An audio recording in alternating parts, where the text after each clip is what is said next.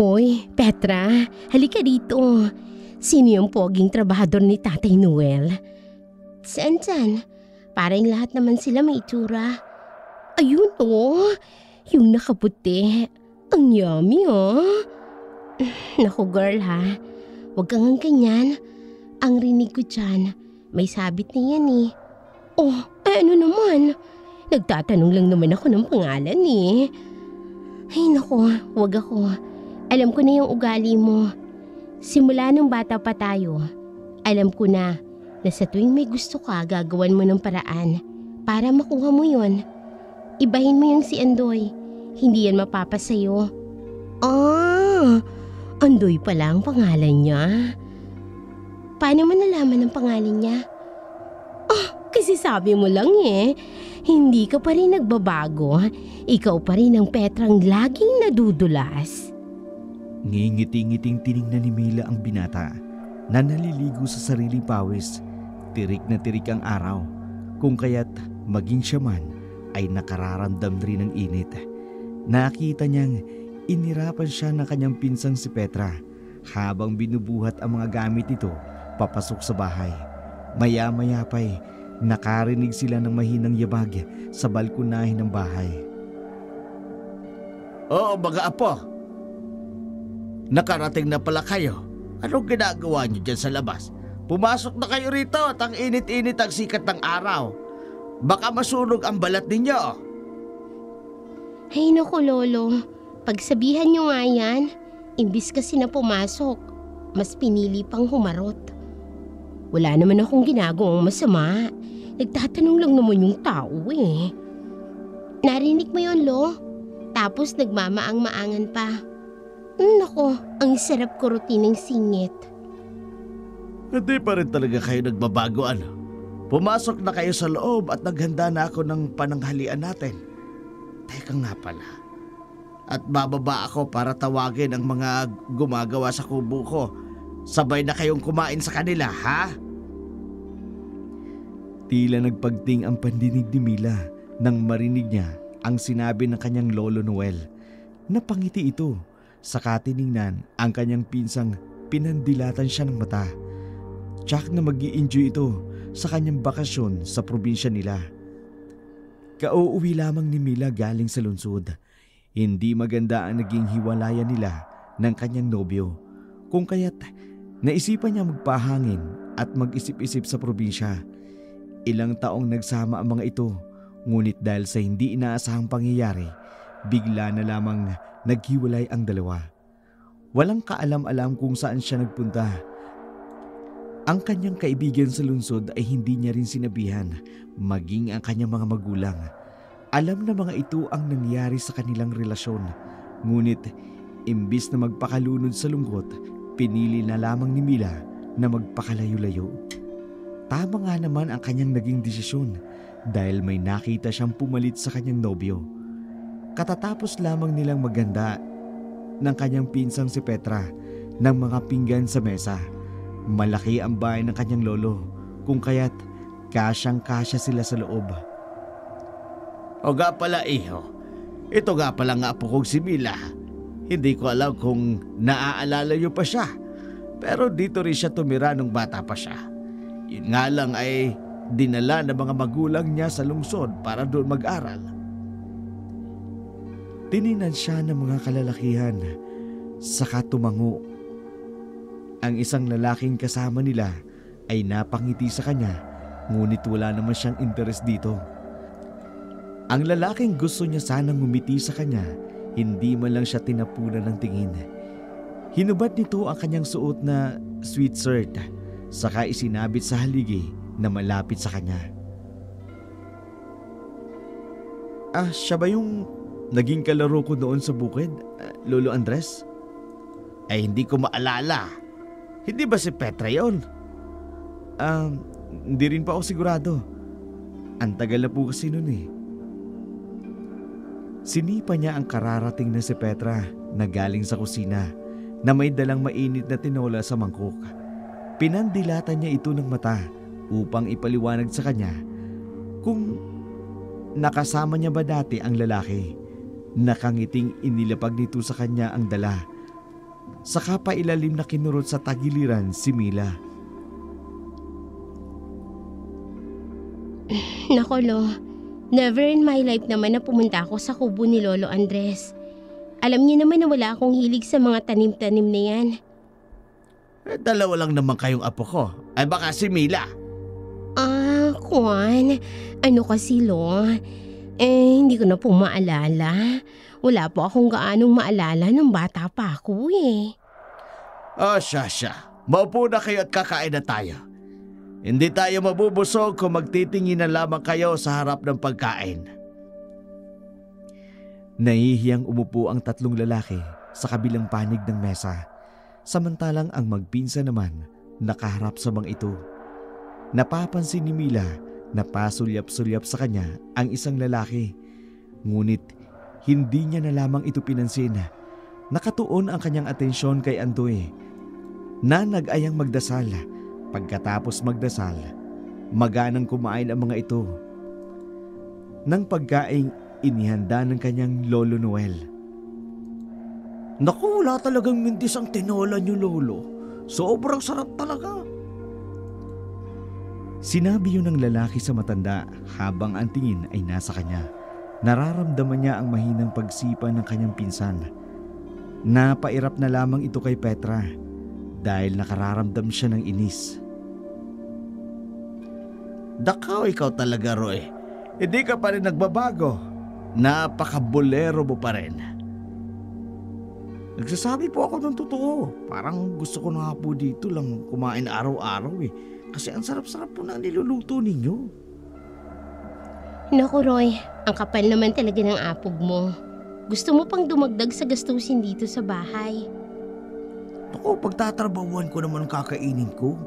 Wala naman kasing nagluluto sa akin sa bahay kaya mas mainam na dito na lang ako kakain. Aba, gusto mo pang magkaroon ng katulong na pagsisilbihan ka.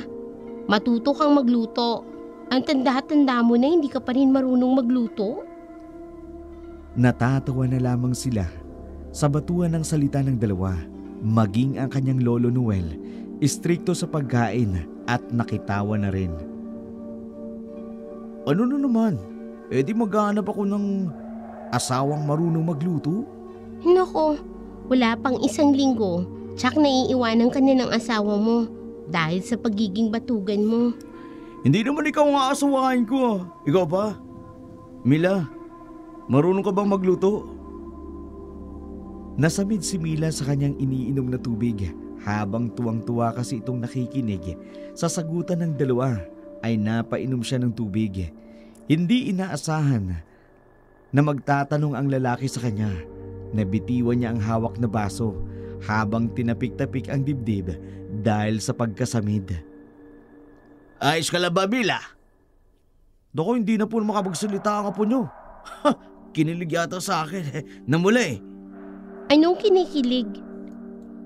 Halos namula na nga ang pinsan ko dahil sa galit. Mukhang hindi yata kinikilig o nagagalit. Mukhang nabulunan eh. Ayos ka lang ba, Mila? Dali-daling tumayo si Andoy sa kanyang kinaupuan. Naramdaman na lamang ng babae ang kamay nito na nakayakap mula sa kanyang likuran. Binuhat siya nito upang matanggal ang nakabara sa kanyang lalamunan. Napatayo na rin maging ang kanyang Lolo Noel nang mapansin niyang seryoso na ang sitwasyon. Hindi naman nagtagal. Napaubo si Mila, tanda na maayos na ang kanyang paghinga.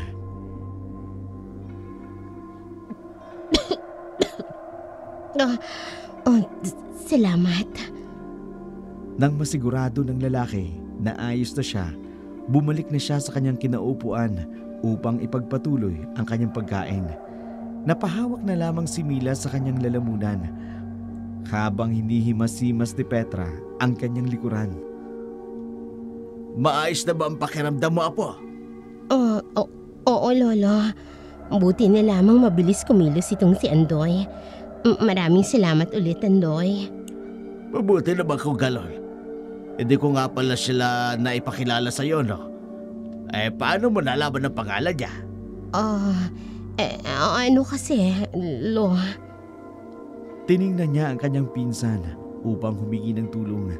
Agad naman itong nakuha ni Petra, kung kaya't siya na ang sumagot sa matanda. Ipinakilala ko kasi sa kanya kanina isa-isa, Lo. Siyempre dahil wala siyang halos kilala sa mga taga rito sa baryo natin. Alam mo na. Oh, ganun ba?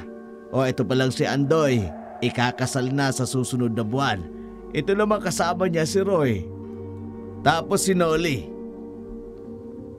Malakas na nabitiwan ni Mila ang hawak nitong kubyertos. Dahil sa pagkabigla sa naunang sinabi nito, napanganga ito habang nakatingin sa kanyang pinsan na nagkibit balikat na lamang. Ayos ka lang ba, Apo? Sumasakit ba ang lalamunan mo? Natawa na lamang ito ng peke, sabay kuha ng kutsara at tinidor na kanyang nabitiwan.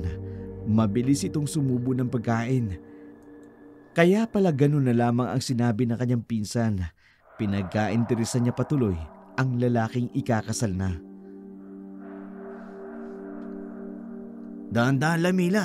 Baka mabulunan ka sa ginagawa mo. Naku, mukhang gutom na gutom ka eh. Gusto mo ba itong pakpak? Ibibigay ko sa iyo yung parte ko. Makita lang kitang busog na busog. Ayos na ako ton.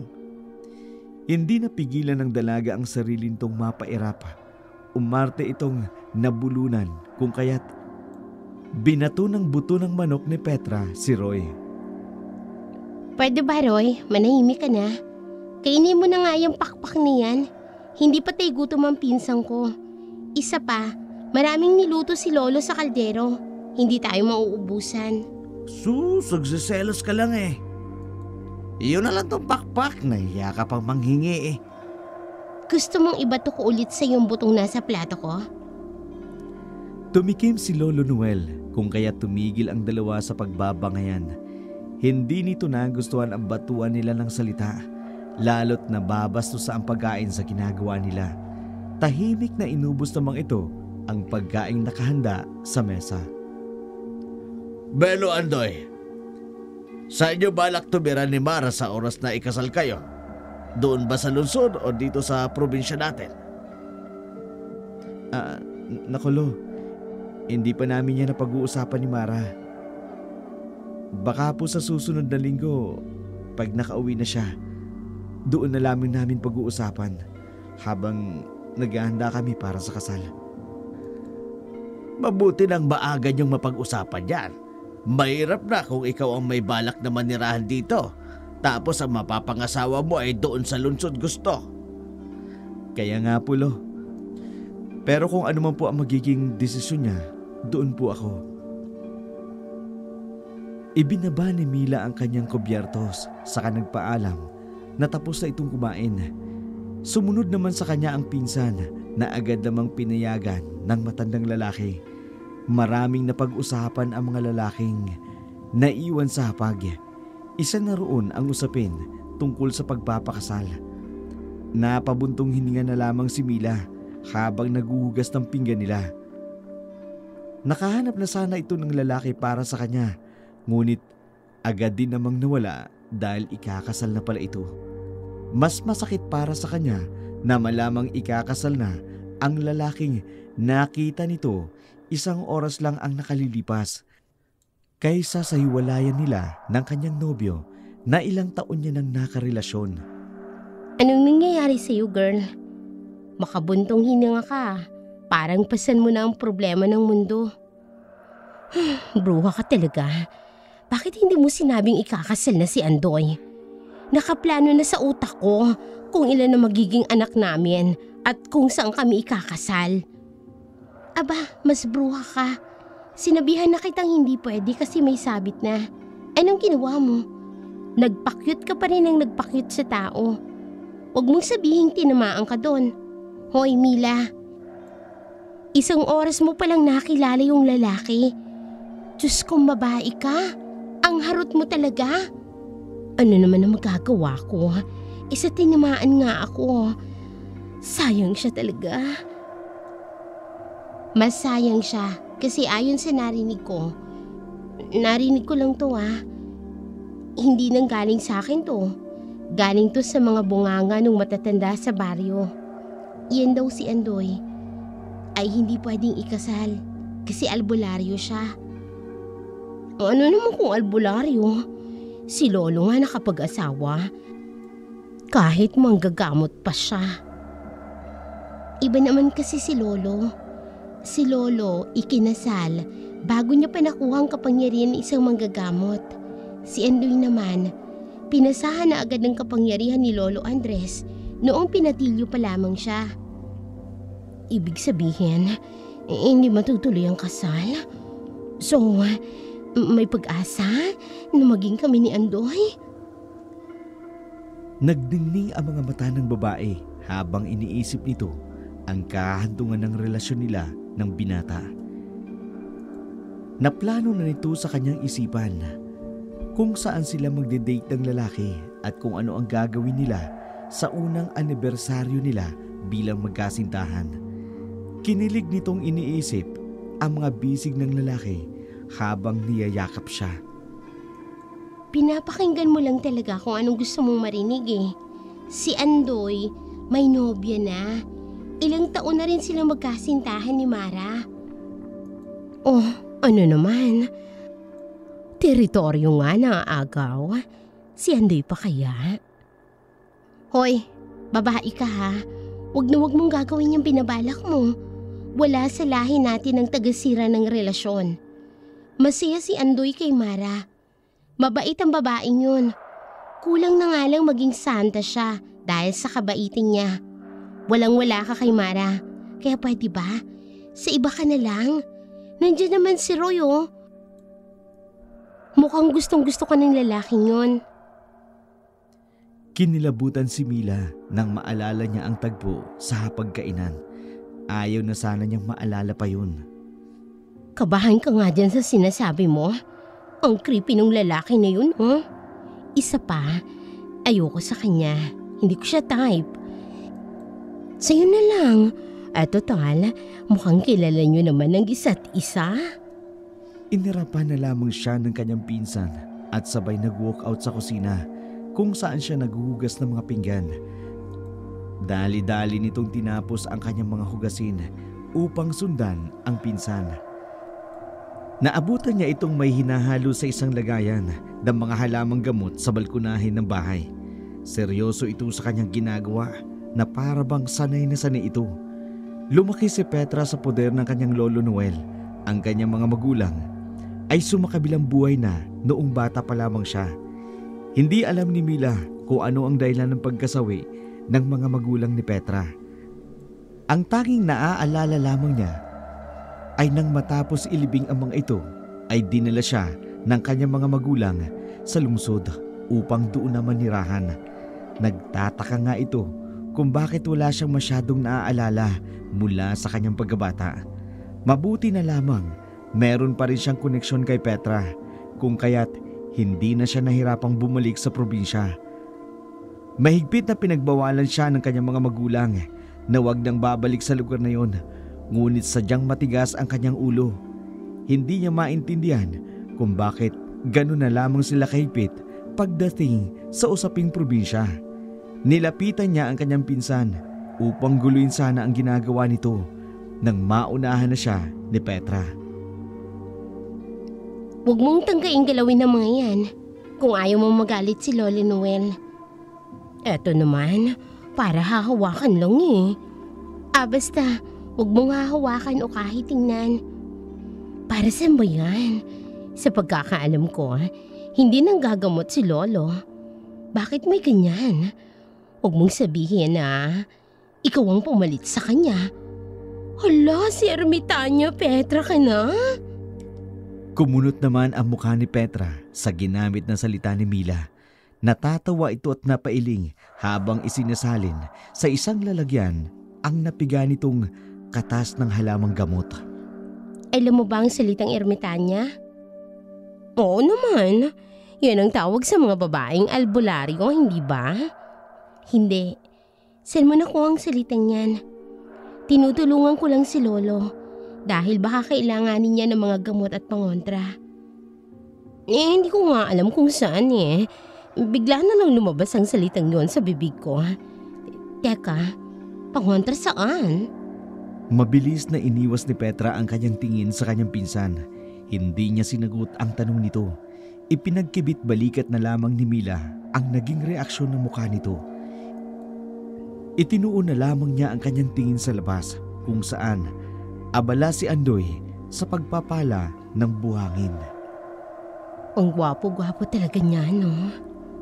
Tama na, Mila. Hindi na ako natutuwa. Nginisiya na lamang nito ang kanyang pinsan na abala pa rin sa paghahalo ng sari-saring likido. Sa mga sumunod na araw, patuloy na nagpapapansin si Mila kay Andoy. Siya ang nagpresenta sa kanyang ginagawa, ngunit hindi na lamang siya nagsalita. Hindi niya rin kasi makausap ng maayos. Umaayang mamasyal dahil abala siya sa kanyang ginagawa. Ang kanyang lolo Noel naman, natutuwa na tumulong ito sa kanya. Wala itong kamali-malay na ang kanyang apo may lihim na pagtingin sa binatang albularyo. Andoy! Roy! Nolly! Merienda na muna kayo. Naku, sakto. Talagang laging sakto yung dating mo, Mila. Gutom na kami. Kumuha ka na ng pagkain mo dyan. Masungit na pagtataboy nito sa binata nang lapitan siya nito. Nang balingan siya ni Andoy, isang matamis na ngiti ang iginawad nito sa lalaki. Eto nga pala para sa iyo, Andoy. Akong gumawa niyan. Sandali. Bakit ibang pagkain ni Andoy? Ano ba yan, Mila? Gusto ko rin tikman ang gawa mo eh. Kumuha ka na lang dyan sa plato. Ako naman ang gumawa ng lahat ng yan. Eto, Andoy, oh. Kunin mo na. Agad namang tinanggap ng lalaki ang ibinigay nitong pagkain sa kanya. Aagawin sana ni Roy ang hawak nito. Ngunit mabilis na inilayo ni Andoy ang pagkain sa kanya. Napangiti na lamang si Mila sa ginawa ng lalaki. Kinikilig ito nang kainin niya ang ginawa niyang merienda. Maraming salamat, Mila. Nag-abala ka pa. Hindi ka na sana dapat nag-abala maganda ng pagkain. Ayos lang. Wala rin naman kasi akong masyadong ginagawa. Isa pa, hilig ko talaga ang pagluluto. Masarap yung gawa ko. Oo naman.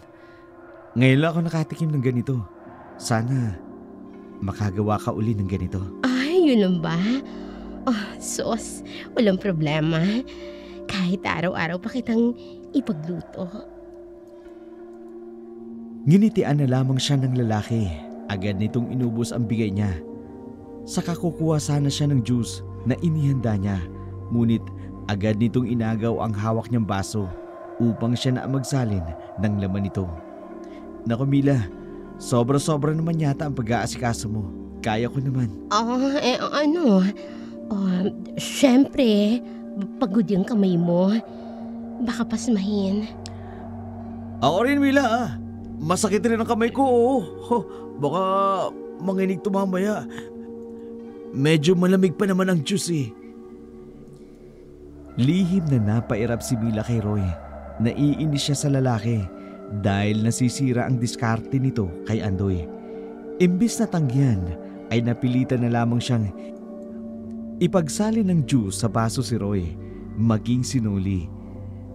Ayaw niyang masira ang mainhin at mabait na imahe niya kay Roy. Inabot niya ang baso ng juice kay Roy, saka may peking ngiti sa labi. Tuwang-tuwa ang lalaki nang tanggapin nito ang baso mula sa kanya. Uy, nga pala, Andoy. Ano nga palang balita kay Mara? Kailan ba siya uwi rito? Ilang linggo na siya sa lungsod ah. Palapit ang araw ng kasal ninyo pero wala pa rin siyang ginagawa sa paghahanda sa kasal niyo. Gustong agawin ni Mila ang kinakain ni Roy dahil sa inis. Ayos na sana ang moment sa pagitan nila ni Andoy, ngunit sinira na naman ni Roy. Uuwi na raw siya bukas. Hindi na nga ako makapaghintay. Miss na miss ko na talaga siya. Kung pwede nga lang ibayay ko na siya, gagawin ko na. Ang hirap nito na malayo ako sa kanya. Grabing pangungulila ako. Naku, sa ganda't bait ba naman ni Mara, sinong hindi mangungulila, tol? Swerte mo talaga sa kanya, tol. Di ba? Mila, tama? Napilitan na lamang humiti ang babae nang banggitin ni Roy ang pangalan niya. Binalingan din siya ni Andoy nang may ngiti sa labi na naghihintay ng pagsang-ayon nito. Hindi ko pa kasi nakikita si Mara. Kaya hindi ko pa alam kung anong klaseng tao siya. Huwag kang mag-alala, Mila. Dadaling ko siya dito bukas o sa makalawa. O nga pala, imbitado ka sa kasal namin, ha? Tinalikuran na lamang niya ang lalaki at nagsimula itong magligpit ng mga pinagkainan nila. Maski ang basong ginamit ni Roy, kanya nang inagaw dahil sa inis. Hindi niya na nilingon ang lalaki. Ngunit sinagot niya ang paanyaya nito. Oo naman, hindi ako mawawala sa kasal mo. Hindi ako mawawala sa kasal mo dahil sa akin ka ikakasal. Yun ang gusto niyang sabihin sa lalaki, ngunit pinigilan nito ang kanyang sarili. Nakabusangot ang kanyang mukha. Nang madaanan niya ang balkonahe kung nasaan ang kanyang pinsan na si Petra nakaupo, tiningnan siya nito nang may pagtatanong kung bakit hindi niya ito pinansin. Sa sumunod na araw, hindi pumasok si Andoy sa trabaho. Tanging si Roy at Nilo lamang ang nagtrabaho. Patapos na rin kasi ang kubo na pinagagawa ng kanyang lolo Noel. Dahil wala na si Andoy, hindi na ito nagpresentang gumawa ng merienda o kahit magdala lang ng pagkain sa kanila ni Roy. Sa araw na yun, nasundan dahil hindi na bumisita si Andoy sa kanila. Wala rin siyang masagap na balita mula kay Petra. Ayaw niyang tanungin ang kanyang lolo Noel, maging si Roy, dahil ayaw nitong magduda sila sa pakay niya. Ang mga araw na yun ay napunta sa linggo, kung kaya't nawala ng gana si Mila na kahit gumawa man lang ng anumang gawaing bahay. Napansin naman ni Petra ang pananamlay nito, kung kaya't kinausap niya ito. May problema ka ba? Bakit ang tamlay mo yata? Alam mo naman ang dahilan. Nagtatanong ka pa eh. Bakit naman kasi nagkagusto ka pa dun sa tao? Hindi na pwede si Andoy, Mila. Hahanap ako ng paraan. Kung kailangan ko silang paghiwalayin, gagawin ko. Nag-alinlangan si Petra kung sasabihin niya ba ang balitang kanyang nasagap kay Mila o hindi. Ngunit dahil na rin sa pananamlay nito na siyang napapansin ng kanyang lolo, ay nagdesisyon na lamang itong sabihin sa kanya ang balita tungkol sa lalaki. Wala ka namang dapat paghiwalayin, Mila. Hayaan mo na ako, Petra. Kaya ko naman ang sarili ko. Ang totoo kasi niyan, hindi natuloy ang kasal. Nanlaki ang mga mata ni Mila sa balitang yun. Bumalik ang kanyang sigla katulad nung una niyang makita si Andoy. Bakit hindi natuloy? Umatres yung babae? May iba yung babae, no? Ay, sabi na nga ba, wala talagang tunay na anghel na bumababa sa lupa. Alam ko may tinatagong ugali yung pinupuring yung Mara. Mila, makinig ka. Walang problema kay Mara.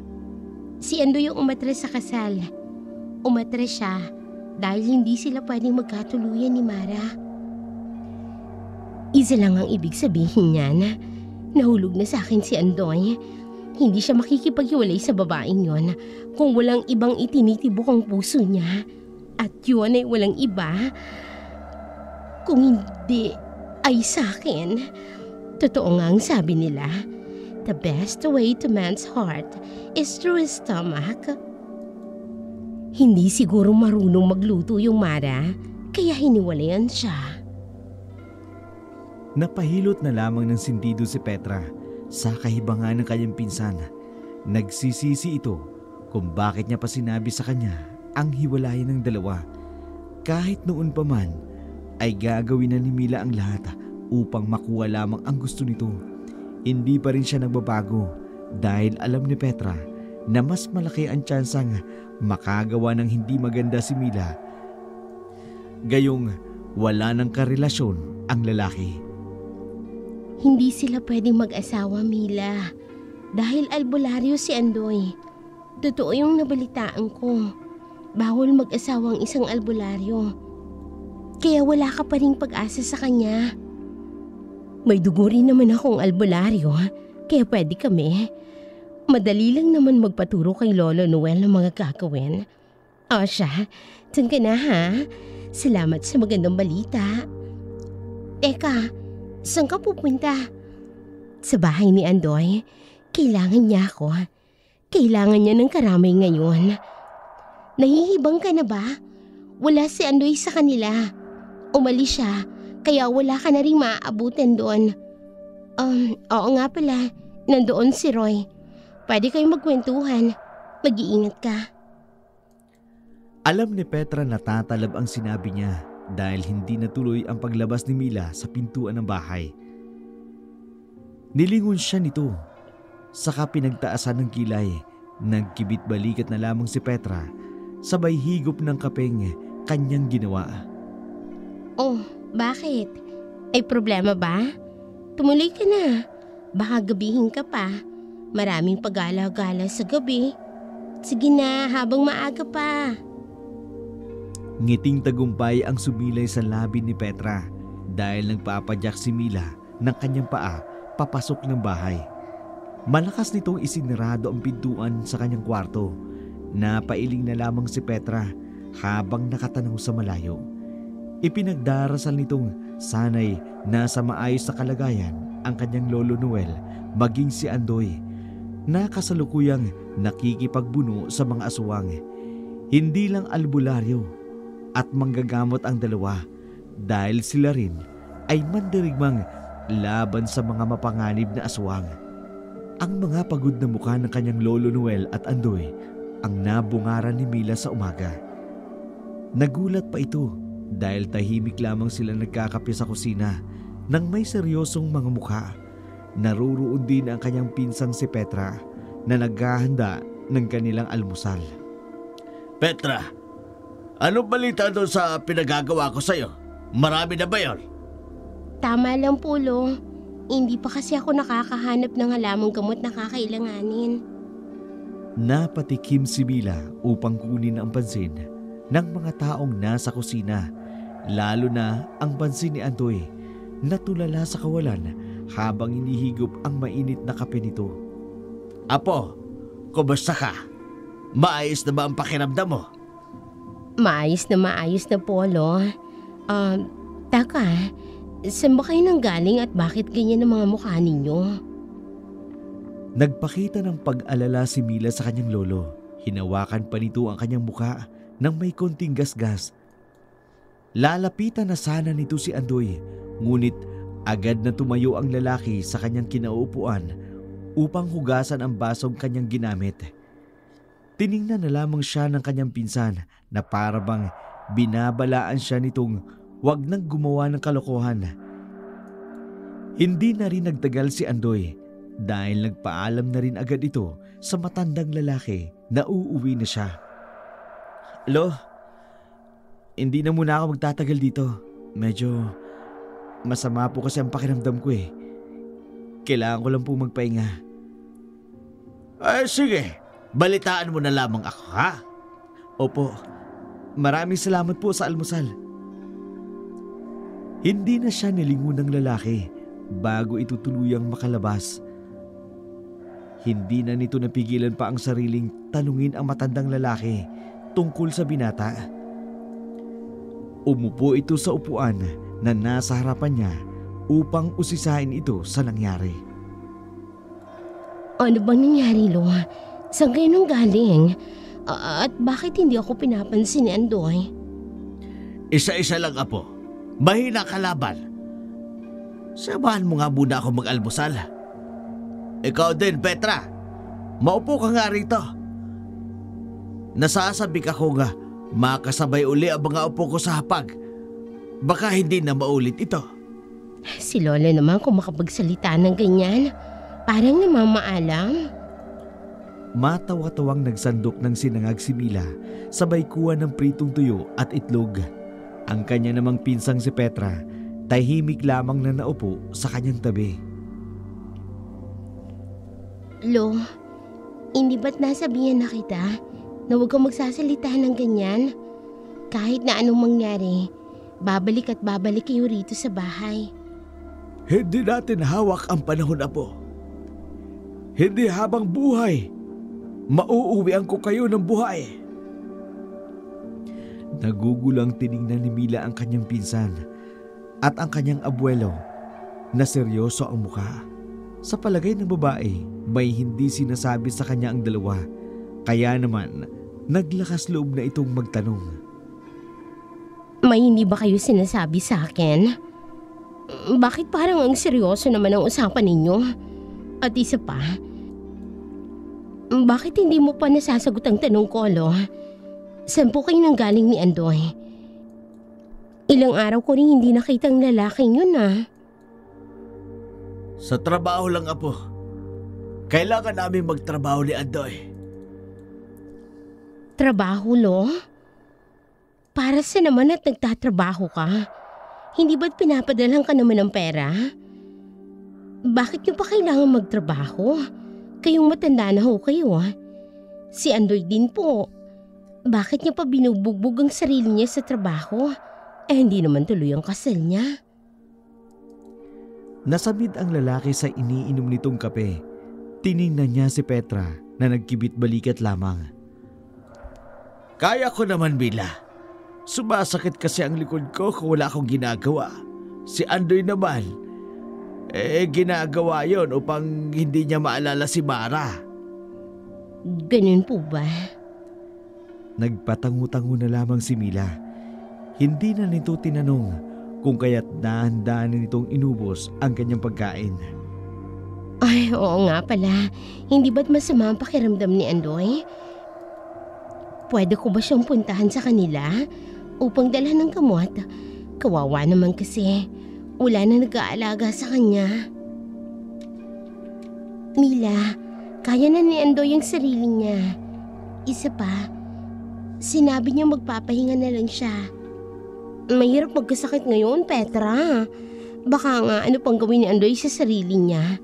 Dahil dun sa hiwalayan nila ni Mara, kailangan niya ng karamay at makakausap.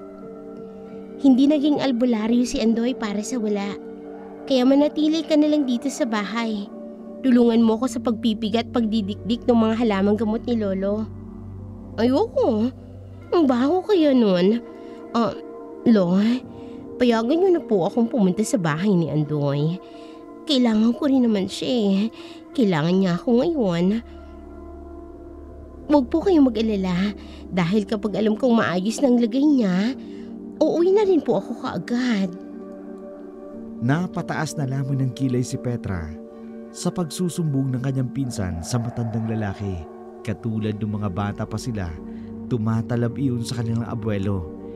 Hindi nga ito nagkamali dahil agad na pumayag si Lolo Noel sa kahilingan ni Mila. Oh, siya, sige. Pero, hintayin mo itong isinalang na ulam ni Petra. Dalhan mo ng ulam si Andoy sa kanila. Alam kong hindi na magluluto ang batang yon. Talaga ba, Lo? Naku, maraming salamat po, Lo. Luto na ba itong ulam, ha, Petra? Inirapan na lamang ng dalaga ang kanyang pinsan. Saka tumayo sa kanyang kinauupuan upang tingnan ang isinalang nitong ulam. Tinikman niya muna iyon upang masiguradong masarap ang kanyang niluto. Nang makontento na si Petra, naghanap na siya ng lalagyan na maaaring paglagyan ng ulam. Oh, umalis ka na. Bakit ang dami naman yata nitong ulam na ipinadala mo? Hindi naman yata kayang ubusin ni Andoy ang lahat ng ito. Baka nakakalimutan mo lang ang sinabi ko. Doon nakatira si Roy, maging sinoli sa bahay niya. Wala bang sariling bahay ang mga yon? Dako, iha. Maaga kasing naulila ang tatlong iyon. Kaya naman, doon sila tumira sa bahay ni Paring Andres. Noong namatay si Paring Andres, hindi na nila iniwan si Andoy. Kahit may sariling bahay na si Roy, Parang doon na rin siya nakitira upang matulungan si Andoy sa panggagamot. Kung umiiwas ka kay Roy, huwag kang mag-alala. Nasa trabaho yun ngayon. Okay, sige. Maliligo lang ako saglit para naman hindi nakakahiya kay Andoy na amoy maasim ako habang bumibisita sa kanya. Napatawa na lamang si Mila pagkatapos dumiretson ito sa banyo upang maligo.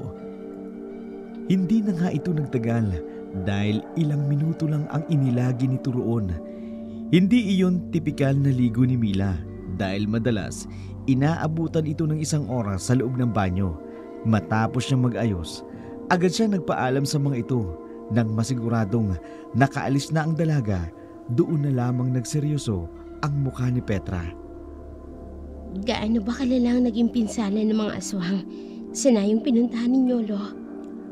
Maraming nasawi, Iya. Palakas sila ng palakas. Hindi na namin kaya abang ngayon habang tumatagal. Ano po bang pwede kong gawin upang makatulong? Huwag ka nang sumama sa lakad namin, Iya. Ayokong mawala uli ang mahal ko sa buhay dahil sa mga aswang na yan. Paggawa pa lang ng mga gamot, malaking tulong na sa amin ni Andoy. Sa tingin niyo po ba, Lo, ay hindi maaalala ni Milang nangyari noon nung mga bata pa lang kami? Yun na nga ang kinatatakot ko, Apo. Sa oras na maalala niya na siya ang dahilan ng pagkamatay ng mga magulang niyo, alam kong hindi niya mapatatawad ang kanyang sarili. Alam ko ang ugali ng pinsan mong yun. Kaugaling niya ang kanyang ina. Gusto ko rin po sana magtanim ng galit sa kanya. Ngunit hindi naman niya sinasadya yung nangyari. Biktima lang din siya. Naroon po ako nang mangyari yon. Natahimik na lamang ang matandang lalaki nang marinig iyon sa kanya. Alam nitong nasasaktan pa rin si Petra sa nangyari. Hindi pa gaanong makausad si Petra sa masalimuot na nangyari sa kanyang buhay. Gusto niyang ibalik sa kanyang pinsan ang sakit ng mawala ng mahal sa buhay, ngunit hindi naman siya ganoong kasamang tao. Ang buong ang kanila biniyayaan ng kapangyarihan ng manggamot at makapanggapi ng mga aswang. Marami silang pakikipaglaban noon sa mga aswang, ngunit nang mangyari ang dilobyong yun sa kanilang buhay, ay tanging ang kanyang Lolo Noel lamang na kasama ni Lolo Andres ang nagpatuloy na nakipaglaban sa mga aswang. Nang magkasakit si Lolo Andres, hindi na nagdalawang isip pa si Andoy na tanggapin ang kapangyarihan ng pagiging albularyo. Alam ni Petra na hindi pa lubusang nakakalimutan ni Andoy ang pagkasawi ng kanyang mga magulang dahil sa pagprotekta kay Mila. Doon na nag-alala si Petra dahil baka may magawa o masabi si Andoy dahil na rin sa kanyang kakulitan. Ipinagdasal na lamang ni Petra na sana'y habaan ni Andoy ang pasensya niya sa babaeng alang-alang na rin sa kanyang Lolo Noel. Sa kabilang banda naman, nakarating si Mila sa bahay ni Andoy. May kalakihan din naman ang bahay na yun. Gawa iyon sa kahoy na mapaghahalatang may katandaan na rin. Kapansin-pansin ang mga halamang nakatanim sa bakuran. Iba't ibang uri ng halaman ang mga yun, ngunit magaganda ang naging tubo. Halatang inaalaga ang mabuti ang kanilang mga pananim. Kumatok lamang ng ilang beses si Mila sa pintuan ng bahay. Walang sumagot. Kung kaya't sinubukan niyang pihitin ang busol na pintuan. Napangiti ito nang malamang hindi nakalak ang pintuan. Tuloy-tuloy na siyang pumasok sa loob. Tao po? Tao po? Andoy? Si Mila to. May pinadalang ulam ang Lolo Noel ko. Kumain ka na ba? Andoy? Walang sumasagot sa tawag ng babae. Inilibot na lamang nito ang kanyang paningin sa kabuuan ng bahay. Napuno iyon ng mga nagkalat na bote. Sandatat maging buntot pagi. May mga matutulis at mahahaba ring talibong ang nakasabit sa pader ng bahay. Kung hindi niya kilala ang lalaki, mapagkakamala niyang bahay iyon ng mamamatay tao. Andoy? Nandito ka ba? Andoy? Napunta si Mila sa kusina ng bahay. Napagdesisyonan nitong ipagluto na lamang ng kanin ang lalaki. Nang makita niyang walang laman ang kaldero ng kanin, hindi naman siya nahirapang hanapin ang mga gamit sa kusina dahil parang naalala ng katawan nito ang lugar niyon. Baka sakaling magising si Andoy at magutom yun. Uy, hindi man lang nagsaing ang mga kasama niya. Mga batugan talaga. Kahit ang mga pinggan na pinagkainan, hindi man lamang naisipang hugasan. Buti na lang at may Mila si Andoy. Hindi na siya mahihirapan sa paggalaw sa ganitong kalaking bahay. Matapos isalang ni Mila ang kanyang sinaing na kanin, lumabas na ito ng kusina upang iligpit ang mga nagkalat na gamit sa sala. Maalikabok din ang lugar kung kaya't naisipan niyang linisin ang lugar na yun. Ay, ano ba naman tong bahay na to? Parang walang nakatirang tao. May mga kung ano-ano pang nakasulat sa mesa. Bata bang nakatira dito? O mga ulaning matanda? Inis na kinuskus ni Mila ang nakasulat na bilog sa mesa. Maya-maya pa'y bigla siyang nakarinig ng kalabog sa taas ng bahay na ikinagulat niya. Narinig niya ang boses ni Andoy na sumisigaw. Wag! Wag mong gagalawin yan, Mila! Nanlaki ang mga mata ng lalaki nang makita nitong hindi niya makilalang sala. Ang kanyang mga gamit sa panggagamot ay nakatambak sa gilid. Ang mga sandatang ginamit niya sa pakikipaglaban sa mga aswang basta na lamang nakasabit sa pader. Halos himatayin ang lalaki nang makita niya ang bote ng likido na kanyang pinaghirapang gawin. Dahil nag-iba na ang kulay noon, alam niyang ginalaw ng babae ang bote na yun. Napasapo na lamang siya sa kanyang noo habang bumababa mula sa ikalawang palapag. Ang proteksyon ng bahay unti-unting nabura dahil sa ginawang pagkuskus ni Mila doon. Ano ginagawa mo rito, Mila? Sino nagsabi sa'yo na pwede mong pakialaman ang mga gamit ko? Gusto ko lang sanang linisin ang sala. Medyo maalikabok na kasi. Hindi mo na problema yan. Mila, sinong nagpapasok sa'yo rito? Ang pagkakaalala ko, nakalak ang pintuan ng bahay. Binigyan ka ba ng susi ni Roy? Habol ni Roy ang kanyang hininga dahil sa pinaghalong pagtitimpi at kaba na baka masundan siya ng mga aswang sa kanilang lugar. Naramdaman kasi nito na humina ang proteksyon sa loob ng kanyang bahay. Yun pala dahil sa pagbura ni Mila ng mga simbolong ginawa ng kanyang lolo Andres. Natatawang tiningnan ni Mila ang lalaki. Halatang kagigising lamang nito dahil may marka pa ng banig ang kanyang balat. Kumalma ka, Andoy. Para yun lang eh. Ayaw mo nun? Tinutulungan na kitang umaliwalas sa bahay ninyo. Pasalamat ka pa nga dapat sa akin. No, kasi nilinis ko tong mesa. Ang gulo-gulo eh. Parang walang taong nakatira.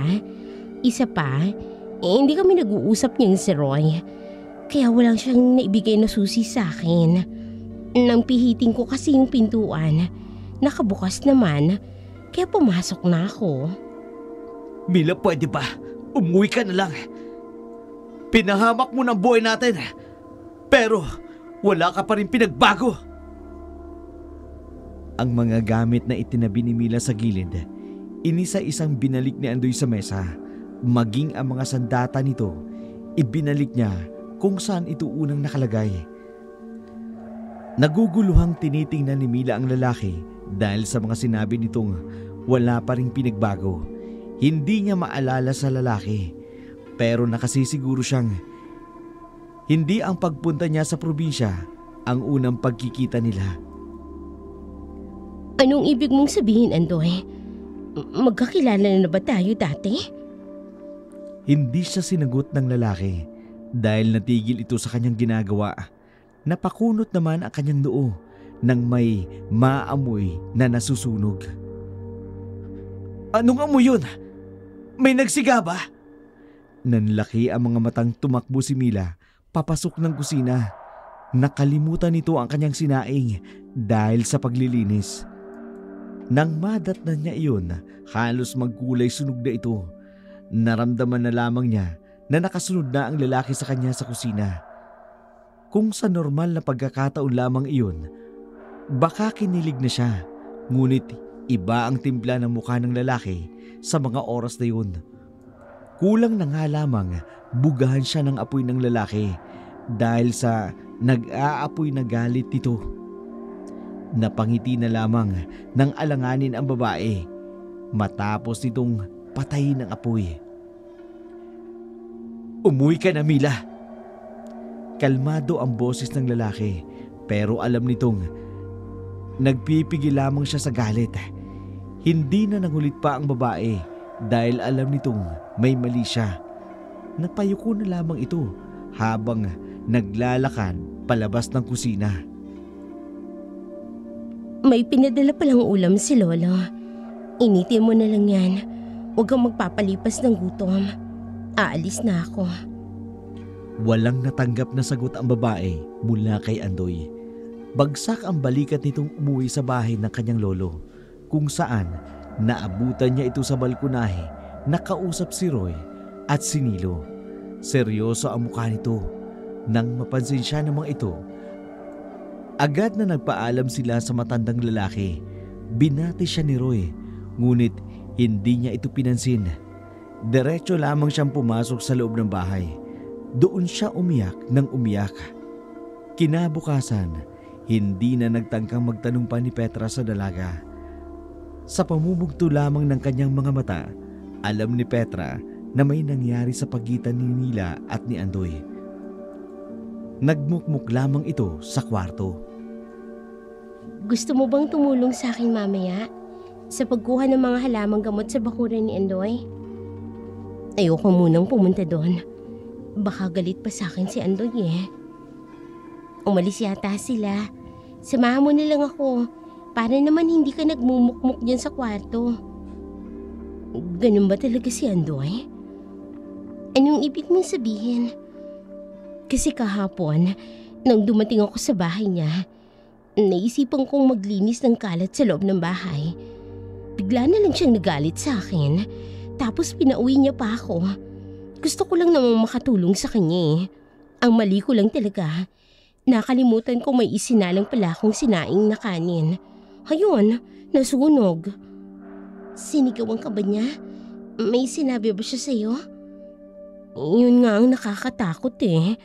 Napakakalmado niya, pero alam kong galit na siya. Sinabihin niya pa nga akong hindi pa rin ako nagbabago. Tahamak pa rin daw ako. Naku, huwag mo nalang pansinin yun. Pagod lang siguro si Andoy. Sa susunod na bumalik ka ron, huwag mo nang pakikialaman ng mga gamit niya. Hindi nakalagay ang mga gamit niya ron ng walang dahilan. Sa paggawa pa lang ng mga gamot, malaki na ang natutulong natin sa kanila. Kaya huwag mo nang problemahin yan, okay? Napatango na lamang si Mila bilang pagsang-ayon sa kanyang pinsan. Matapos ang kanilang gawaing bahay, dumiretso sila sa bahay ng lalaki. Tama nga si Petra. Dahil walang tao roon, hindi niya sinubukang buksan uli ang pintuan. Natuto na ito sa kanyang pagkakamali sa nakaraan. Ayaw niyang magalit uli ang lalaki sa kanya.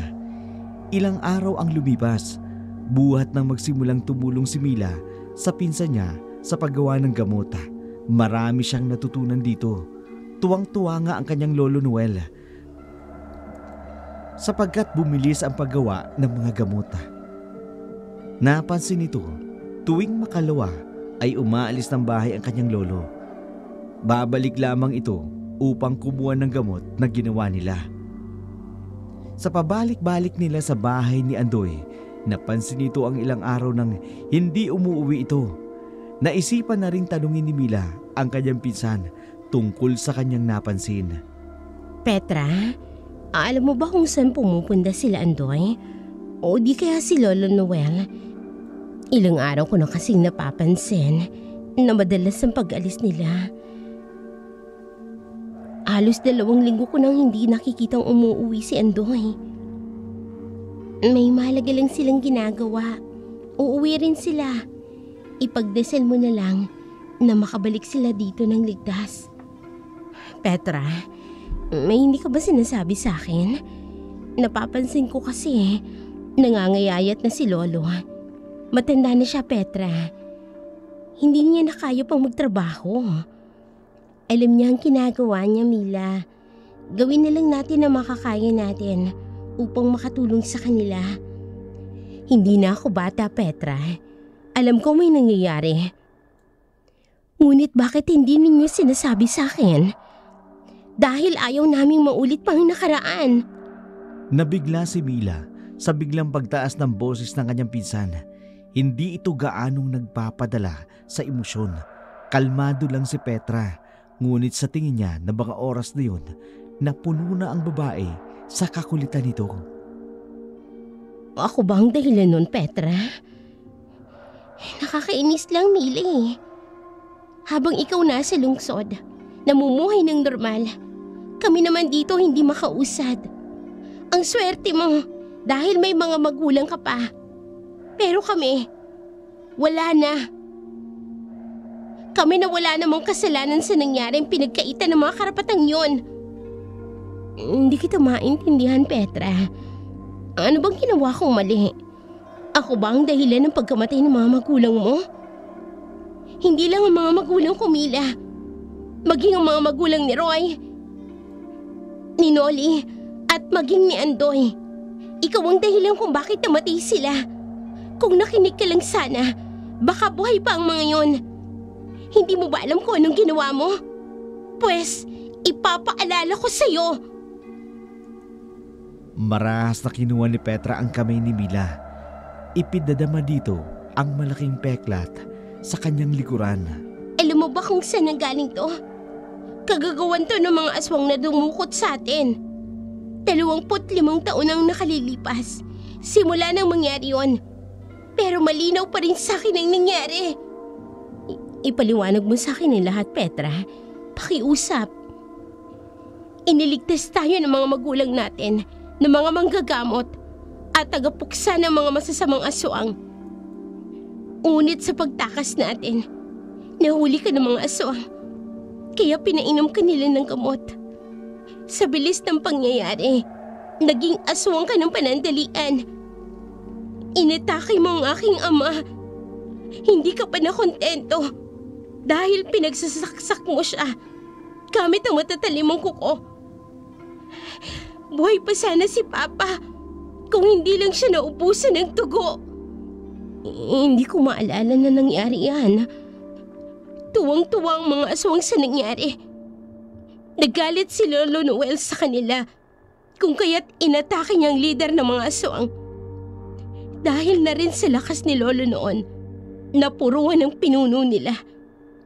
Nagalit ang kanyang mga kasamahan kung kaya't naglaban ng 2 panig. Iniligtas tayo ni Lolo Andres, ngunit ang aking mga magulang hindi nakaligtas. Paano nakaligtas sa mga magulang ko? Wala akong naaalala sa nangyari. Hindi ko alam kung dahil sa likas na malakas sila o sadyang dahil na rin sa mga magulang namin na nagsakripisyo. Hindi ako sigurado. Hinawakan ni Mila ang mahabang peklat ni Petra sa kanyang likuran. Sa haba noon, alam nitong malalim ang naging sugat niya. Hindi niya maisip kung gaano kasakit ang iniinda ni Petra sa mga nakaraang taon na wala man lang siyang kamalay-malay. Saan mo nakuha ang peklat na ito? Ikaw ang may gawa niyan. Sa kalagitnaan ng pagtakas natin, kinalmot mo ang aking likuran. Hindi pa nawawala ang bisa ng gamot na pinainom sa iyo ng mga aswang. Nakalimutan din ni Lolo Andres na aswang ka pa dahil na rin sa pagmamadaling makatakas. Kaya naman binuhat niya tayo pareho. Pasensya ka na, Petra. Kung naranasan mo ang bagay na iyon, hindi ko sinasadya ang pangyayari. Wala akong maalala. Pasensya ka na rin, Mila. Nadala lang ako ng emosyon ko. Alam kong biktima ka lang din. Sa makalawa, makakauwi na si Lolo. Pupunta sila sa kabilang nayon na hindi kalayuan sa lugar na ito. Liblib ang lugar na iyon, ngunit maraming mga taong naninirahan doon. Dahil na din malayo sila sa kabiasnan, palaging inaatake ng mga aswang ang lugar na iyon. Ang mga gamot na ginagawa natin ay nakatutulong sa mga sugat ng mga taga roon. Kaya halika na, gumawa na tayo ng marami. Dahil sa nalaman ni Mila, desidido siyang tulungan si Andoy maging ang mga kasama nito na mapuksa ang mga aswang. Marami siyang natutunan sa paggawa ng gamot.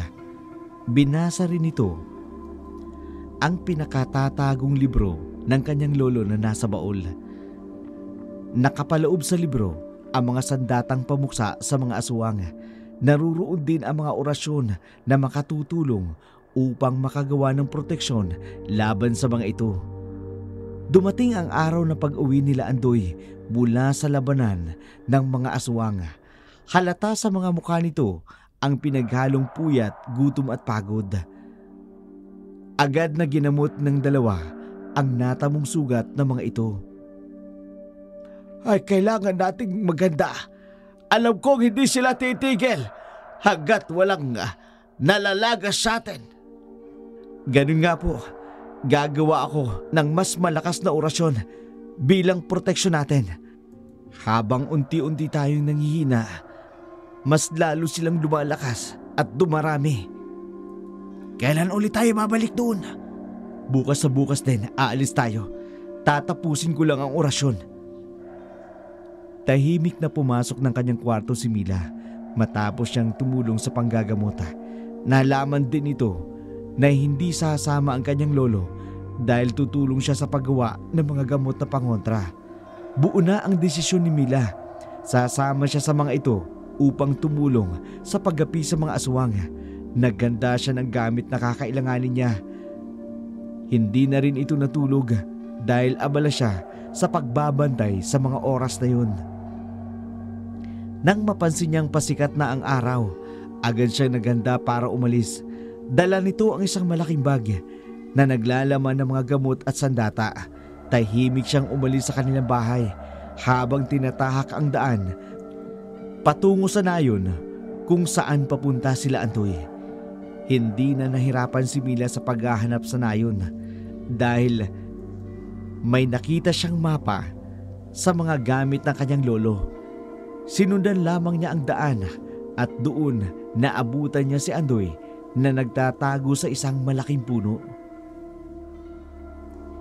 Hindi niya agad nilapitan ang mga ito. Pinagmasdan niya kung ano at kung paano sila gumagawa ng orasyon. Binati sila ng mga taga-nayon. Para bang sanay na sanay ang mga iyon. Maalinsangan ang panahon, ngunit natatabunan ng makapal na ulap ang kalangitan. May mga batang naroon na walang kabuhay-buhay ang mga mata. May dalang pagkain si Mila, ngunit hindi niya alam kung makakakain ba ang lahat ng taong naroon. Dahil ang orihinal niyang plano, dalhan lamang ng pagkain si Andoy. Nagpasya siyang lapitan ng mga ito upang ibigay ang dala niya. Nagulat ang mga lalaki sa kanyang pagdating. Ang mga taga-nayon naman ay napaatras nang makita siya. Mila, anong ginagawa mo rito? Tutulong ako. Hindi na pwedeng maghintay na lamang ako sa bahay habang kayo nagbubuwis ng buhay dito. Umuwi ka na, Mila. Hindi, Andoy. Tutulong ako sa inyo. Nginitian niya na lamang ang mga taong naroon na nanunood sa kanila. Inilabas niya ang kanyang dalang pagkain upang ipakain sa kanila. May dala akong pagkain. Gusto niyo ba nito? Huwag kayong matakot sa akin. Kaibigan ko sila. Tiningnan ng mga ito si Andoy upang malaman kung totoo ang sinasabi ng babae. Nang tumango si Andoy, isa-isang lumapit ang mga ito upang tanggapin ang pagkain na dala ni Mila. Umuwi ka na, Mila. Delikado ang buhay mo rito. Hindi mo ba alam na mga taong yan binigyan mo ng pagkain ay mga aswang? Alam ko, Andoy.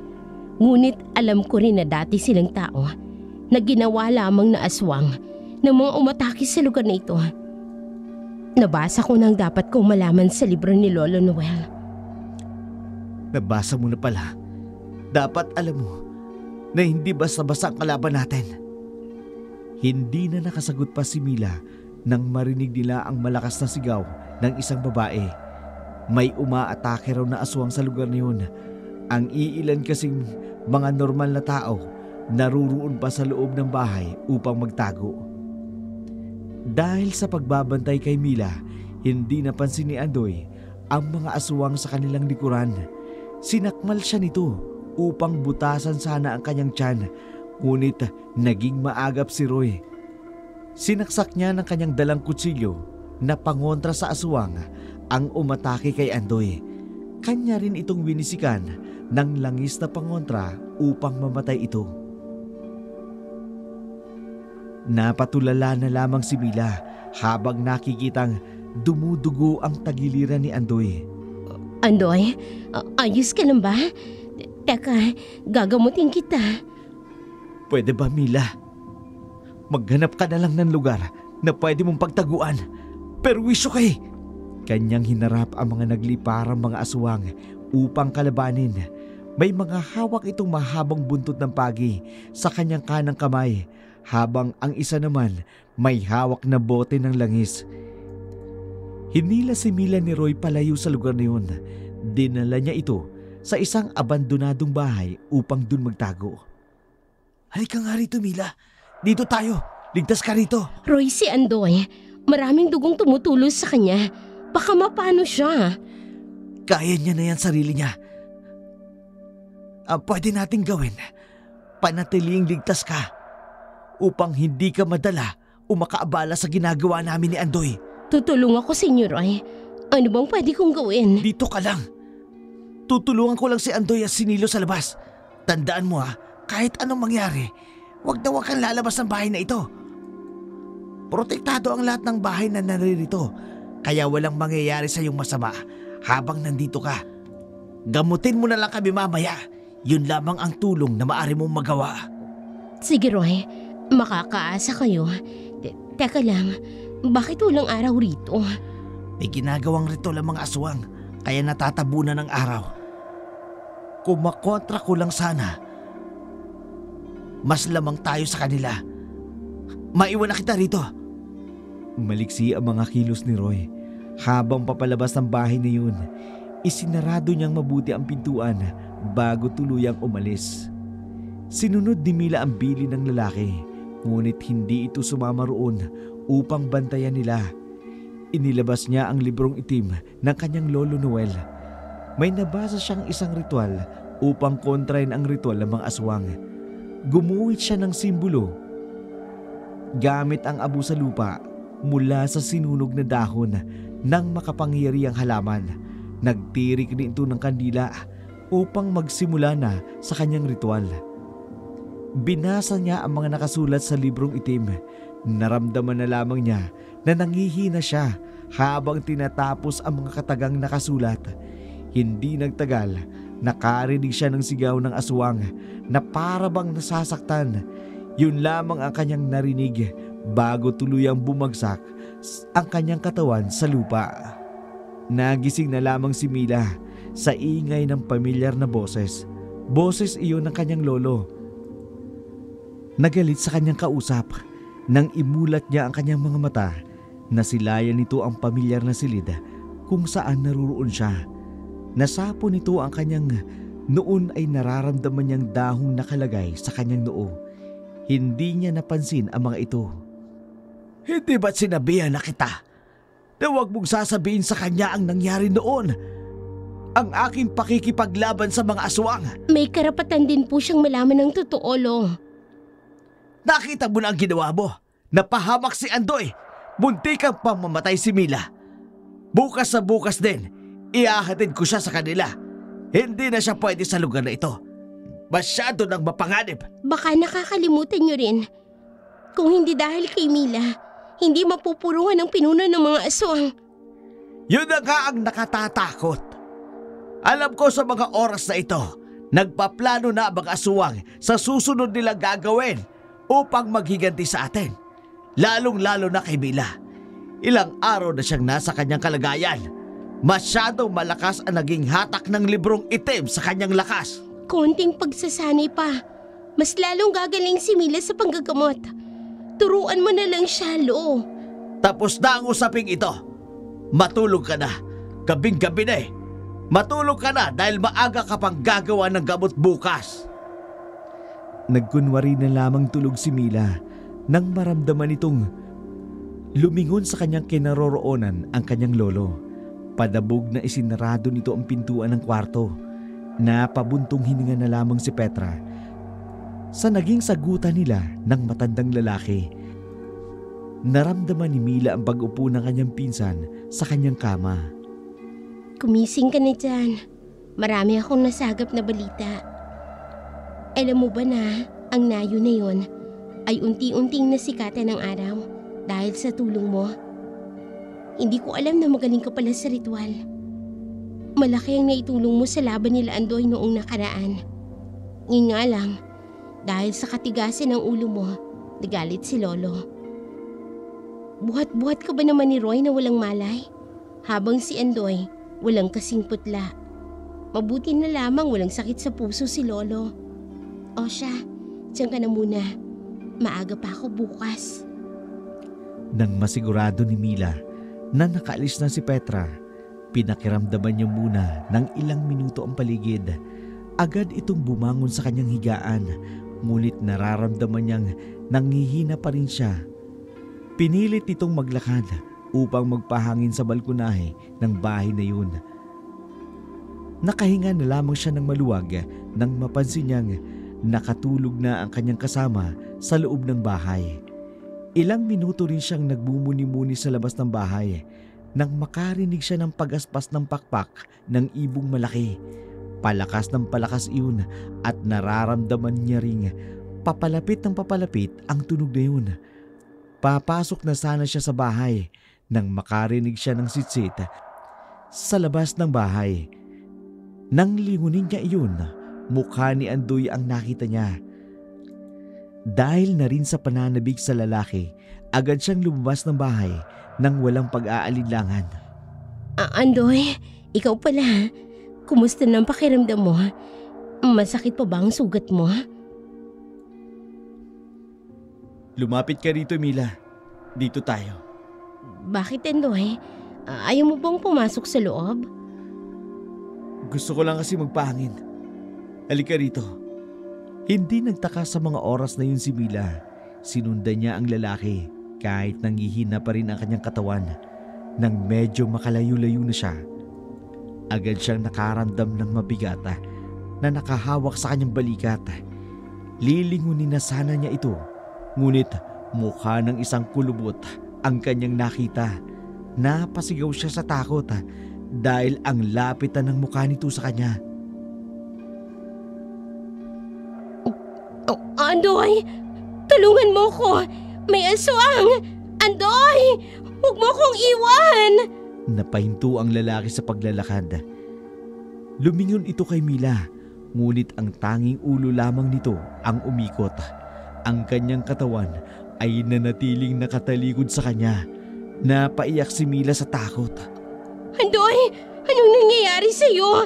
Andoy! Tulungan mo ko! Natatawang tiningnan siya ng lalaki. Nakangiti ito sa kanya, ngunit nararamdaman ng babae ang kakaiba sa ngiti niyang iyon. Sinong Andoy ba ang hinahanap mo? Napatili na lamang si Mila nang makitang nag-iba ang mukha ng lalaki.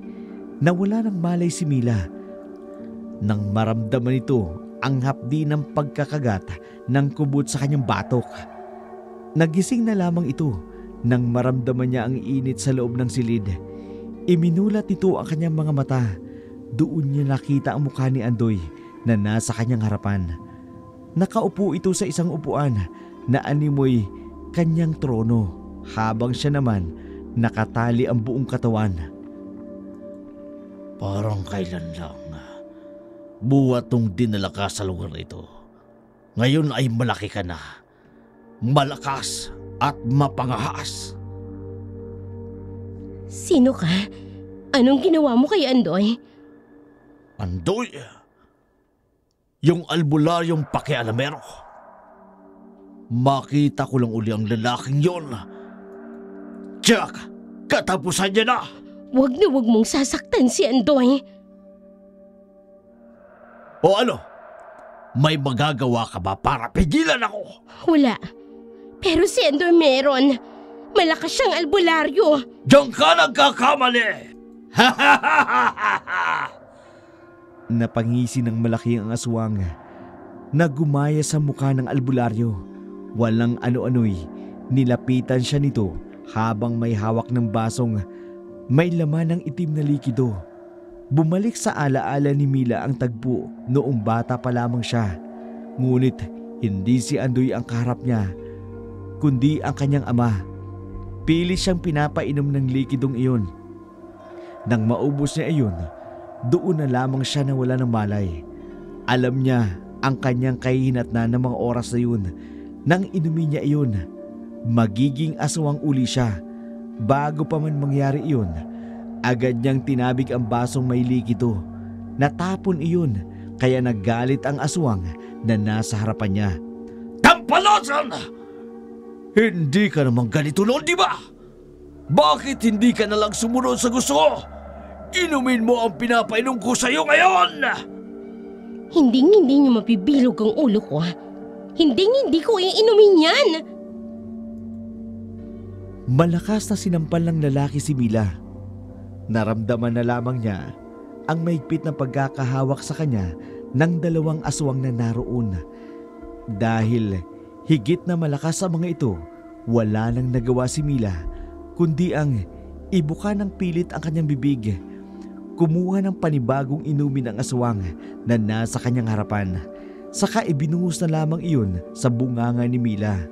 Malakas na napahalakak ito matapos siyang magawa ang kanyang binabalak.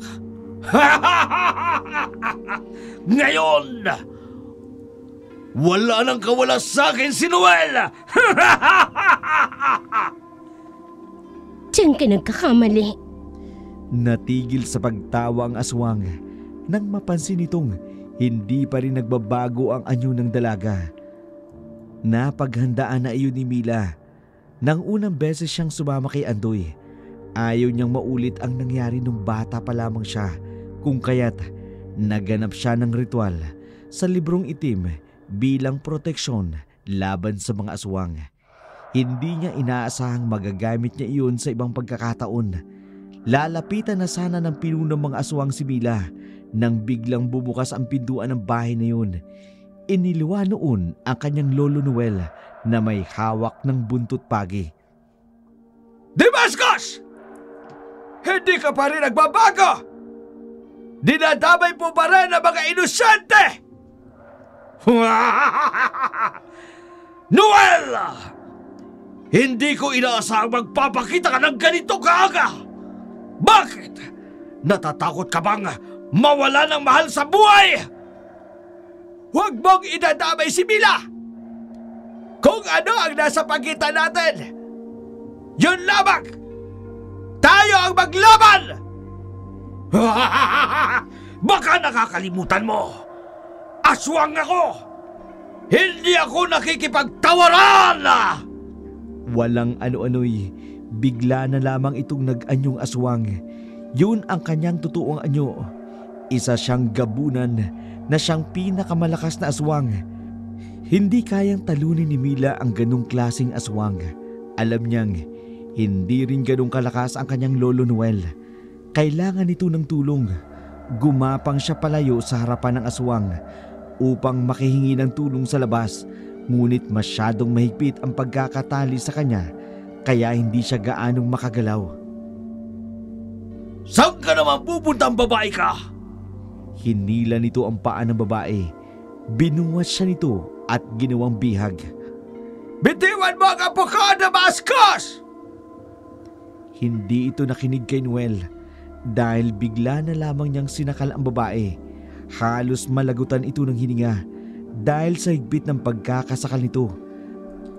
Dali-daling inatake ng kanyang lolo ang aswang. Ngunit dahil sa bilis at liksi nito, hindi niya iyon matamaan. Mabilis na nag-isip ng paraan si Mila upang hindi makagalaw ang aswang. Ano bang kailangan mo? Bakit mo ito ginagawa? Simple lamang ang gusto ko mangyari. Ang maghari sa nayong ito. Kung hindi kayo nakialam noon, malamang nagawa ko na ang bagay na yon ngayon. Nanlaki ang mga mata ng gabunan. Hindi ito makagalaw sa kanyang kinatatayuan. Nabitiwan niya sa pagkakahawak nito si Mila. Nang makawala si Mila, doon lamang napansin ni Andoy na may hawak itong talibong. Mariing nakasaksak ito sa dibdib ng aswang. Nilapitan siya ng kanyang lolo upang kalagan. Mila, ayos ka lang ba? Lolo, paano niyo nalaman na narito ako? Hindi na mahalaga yun. Ang mahalaga, makatakas tayo sa lugar na ito. Masyado mapanganib. Hingal na pumasok si Roy sa loob ng silid na yun. Duguan ang kanyang suot na damit. Nakahinga na lamang siya ng maluwag nang makita niyang ligtas ang mga ito. Huwag ka na mag-alala. Nagapi na namin sila. Salamat sa kapangyarihan ng librong itim. Dahil nanghina ang kanilang kapangyarihan. Umalis na tayo sa lugar na to. Kailangan na nating sunugin ang lahat sa nayong ito. Mabuti pa nga! At umuwi na tayo! Matapos silang sunugin ang mga bahay na naroon, agad silang umuwi sa kanilang mga tahanan. Napag-alaman ni Mila na pinalakas ng mga ito ang kanyang proteksyon laban sa mga aswang. May mga aswang na nakatakas, ngunit labis ang pinsalang natamo ng mga ito. Ilang araw pa ang lumipas, buhat na mangyari iyon. Kasalukuyan pa rin nagpapagaling si Mila sa bahay ng kanyang lolo. Naruroon si Andoy upang tumulong sa panggagamot sa kanya. Alam mo, Andoy, marunong din ako manggamot. Baka hindi na lang tayo magkatuluyan. Albularyo ka. May dugo naman akong manggagamot. Ay nako, matapos ang lahat hindi ka pa rin nagbabago. Si Andoy pa rin ang nakita mo. Ano naman? Pwede naman kami, oh. Mapagbiro ka talaga, Mila. Nangako na ako na hindi ako pwedeng magpakasal o magpamilya. Tanging pagkakaibigan lamang ang pwede ko maibigay sa'yo. Ito naman, parang binibiro lang eh. Nagtawanan silang lahat na naroon. Napagdesisyonan ni Mila na doon na lang manirahan sa probinsya kasama ang kanyang lolo at ang kanyang pinsan. Nang malaman ng kanyang mga magulang ang nangyari, nagalit ang mga ito. Ngunit tinanggap rin nila ang naging desisyon ng anak. Naging isang ganap na manggagamot si Mila. Paminsan-minsan, tumutulong siya sa pagsugpo sa mga aswang. Sa kalapit na nayon, katuwang niya si Petra, Roy, Noli at Andoy sa pakikipaglaban sa mga aswang at sa pagtulong sa mga inosenteng tao na biktima ng mga aswang.